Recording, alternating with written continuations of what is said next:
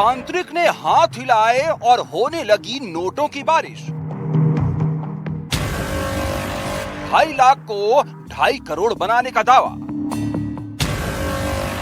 नोटों की बारिश वाला वीडियो देख झांसे में आए लोग।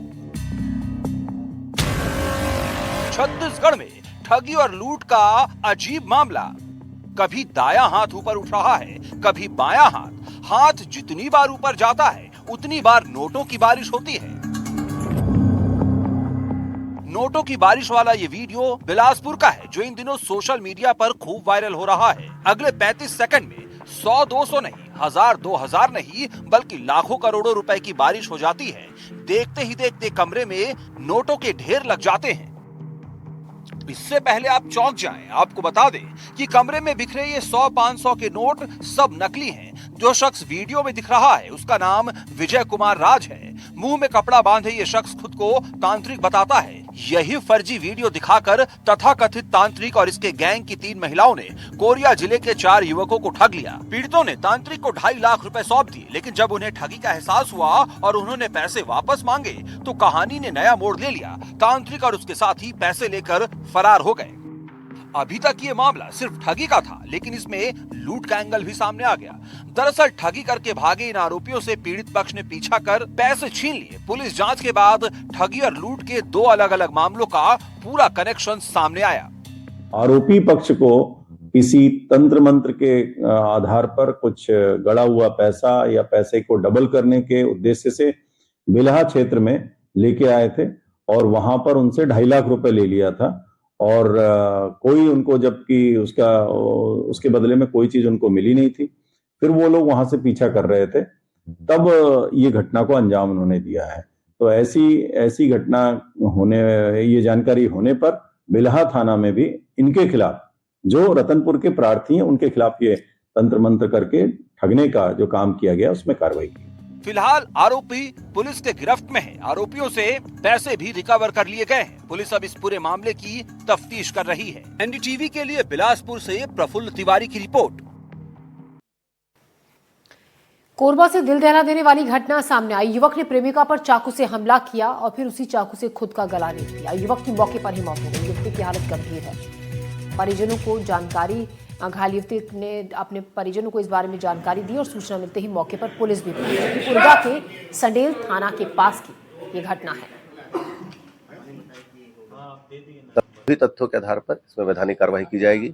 इसमें ध्यान देने वाली बात यह है कि लड़की 9 से 10 बजे रात के आसपास गायब थी वहां से, और जब परिजन जब प्रयास किए कि वो मिल जाए तो वो कहीं भी दिखाई नहीं दी। इस आधार पर वो उन्होंने कोतवाली थाने में जाकर इसमें गुम इंसान दर्ज कराया है। सभी तथ्यों पर पुलिस विवेचना कर रही है और कार्रवाई जारी है। धान खरीदी की तारीख बढ़ाने पर बोले डिप्टी सीएम साय की सरकार संवेदनशील है। विजय शर्मा ने कहा किसानों को परेशानी न हो इसीलिए निर्णय लिया गया। कांग्रेस का किसान से कोई लेना देना नहीं है। तो धान खरीदी की तारीख बढ़ाने पर बोले डिप्टी सीएम साय की सरकार संवेदनशील है, किसानों को परेशानी न हो ऐसा निर्णय इसीलिए लिया गया है। साथ ही उन्होंने ये भी कहा कि कांग्रेस का किसान से कोई लेना देना नहीं। मुख्यमंत्री जी अनवरत इस बात को जानते हैं, समझते हैं। बहुत सारी कार्यवाहियां इस बार इसलिए भी हुई हैं जो धान की खरीदी की प्रक्रिया में गलत करते रहते हैं उन लोगों पर। अभी 2 दिन बढ़ा है। मुख्यमंत्री जी संवेदनशील है और वो निर्णय पूरी ही बात का करेंगे। मुझे नहीं लगता है कि किसी भी किसान को कोई भी परेशानी शेष रह जाएगी। छत्तीसगढ़ में धान खरीदी का वक्त खत्म हो चुका है, लेकिन कई ऐसे किसान हैं जो अपना धान नहीं बेच पाए। जशपुर जिले के पत्थल गांव में भी कई किसान धान खरीदी नहीं होने से परेशान हैं। इसी बीच सैकड़ों किसान तहसील कार्यालय पहुंचे और ज्ञापन सौंपकर धान खरीदी की मांग की। एनडीटीवी से बातचीत करते हुए किसानों ने बताया कि ऑनलाइन सिस्टम में टोकन नहीं कटने और खरीदी की लिमिट नहीं बढ़ने की वजह से वो अपना धान नहीं बेच पाए। इस वक्त मैं पत्थल गांव के तहसील कार्यालय में मौजूद हूं, जहां आप देख सकते हैं जो किसान आए हैं इनके धान खरीद नहीं हो पाए, इसकी समस्या को लेकर तहसील में आए हैं। इनका कुछ समस्या, उनसे बात करते हैं क्या समस्या और क्या मांगों को लेकर आए हैं। भैया क्या नाम आपका? अनिल तिग्गा सर। क्या समस्या हो रही, किस समस्या को लेकर आए?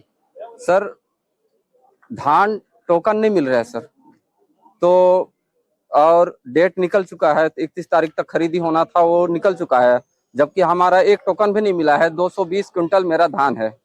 वो घर में पड़ा है सर। तो वो मैं चाहता हूँ बिक जाए, किसी तरह सरकार ले ले।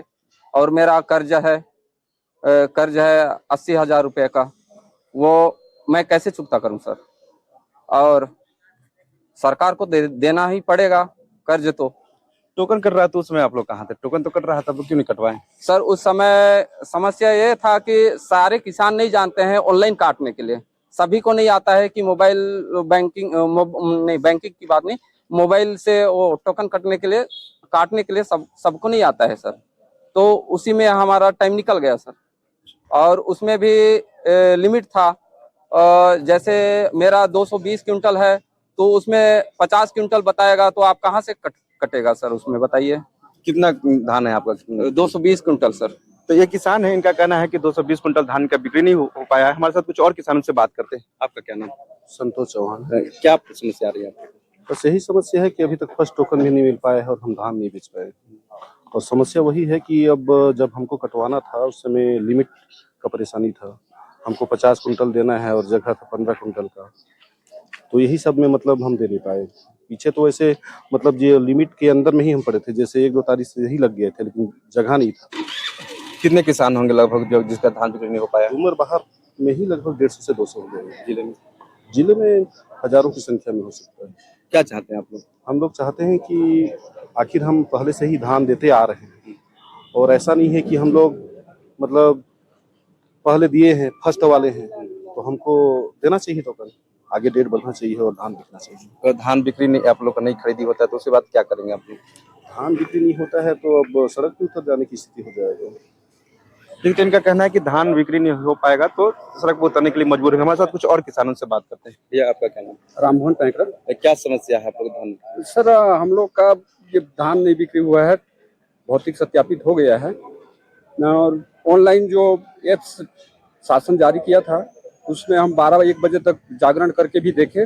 वो एप्स में भी ऐसा था नियम कि हर मोबाइल में टोकन नहीं बताया करता था। कभी हम लोग देखते थे 5 कुंटल 6 कुंटल ऐसे बताता था और हम लोग का है, मेरा है 114 कुंटल, तो धान बिक्री नहीं होगा। इसलिए हम लोग आज तहसील में आके तहसीलदार साहब को आवेदन दिए हैं। अगर मांग पूरी नहीं हो पाती है, आपका धान खरीद नहीं हो पाता तो क्या करेंगे आप लोग? यदि शासन हम लोग का मांग पूरी नहीं करती है तो हम सड़क पर उतरेंगे। देखिए, तो एक किसान है, साफ तौर पर उनका कहना है कि इनके धान खरीद नहीं होता है तो मजबूरन सड़क पर उतरने को मजबूर होंगे। आपको बता दूं कि ये डुमर बहार केंद्र के हजारों सैकड़ों किसान है जिनकी धान खरीद नहीं हो पाया है। इनसे मजबूर होकर आज तहसील कार्यालय में आया है, तहसीलदार को ज्ञापन सौंपे और इनकी मांग है कि जो धान खरीदी की जो डेट है उसको आगे बढ़ाया जाए, इनकी धान की खरीदी की जाए। जसपुर से NDTV के लिए अभिषेक शुक्ला।